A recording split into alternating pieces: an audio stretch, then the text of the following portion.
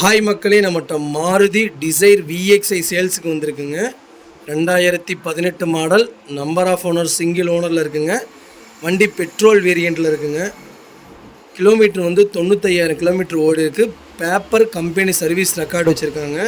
வண்டி அவ்வளோ தெளிவாக இருக்குங்க. இன்டீரியரும் எக்ஸ்டீரியரும் கம்பெனி சீட் கவரே போட்டிருக்காங்க. இன்டீரியரும் அவ்வளோ சூப்பராக இருக்குங்க. கம்பெனி செட்டே போட்டிருக்காங்க. அவ்வளோ நல்லாயிருக்கு வண்டி.